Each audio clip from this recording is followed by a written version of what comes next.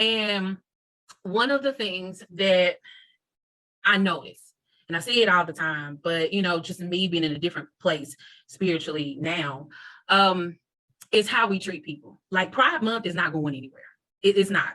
And I noticed that we become, some of us, very self-righteous.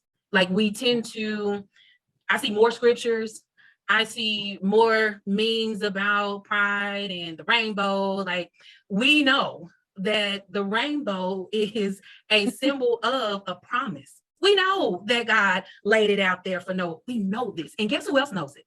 The LGBT community. They know it. The devil knows it. They know the scriptures better than some of us because they've heard them. Don't get it twisted that all of them out there, are just lost and don't know. Several of them came from very religious homes. Several of them were kicked out of those homes. So it's not that they don't know. But if I'm honest, and just from being in that community for 7 whole years, I saw a lot. I experienced a lot.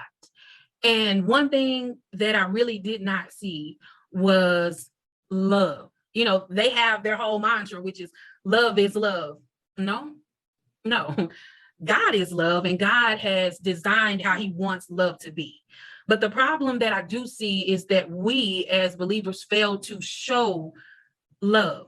There is a way to disagree with the community and still let God get the glory. He doesn't get any glory when we choose to be hurtful, when we choose to be disrespectful. I had somebody say, well, you got to teach the word. You can teach the word and still not be mean and disrespectful. But my challenge for us is to live the word. The problem is for a lot of us, and it doesn't matter what stronghold we're talking about, we as believers, several of us, we walk around talking the talk, but they don't see us walking the walk. So why would I want to be a part of this body of believers when y'all mean? I don't want to be part of that.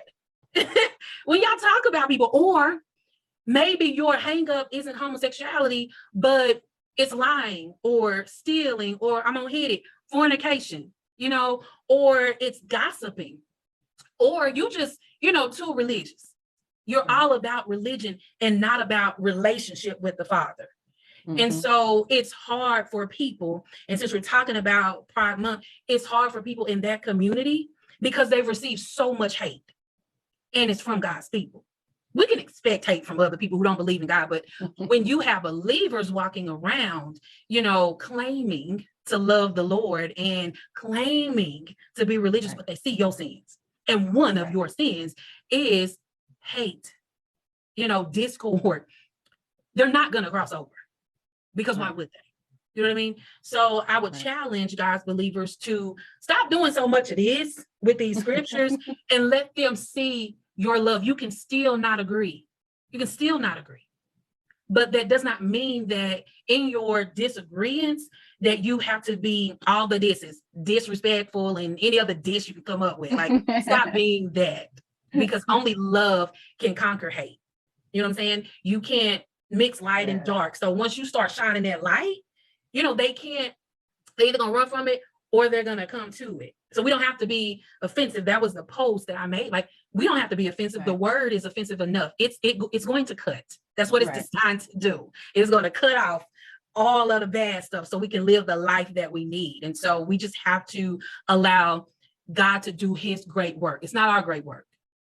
We are just the vessels. We get out there, but in order for them to see God, we have to have those characteristics of God. And one of those is love, it's patience, it's kindness, it's all those things. And so I just challenge us to be that all year round, and especially during this month when we choose to be mean.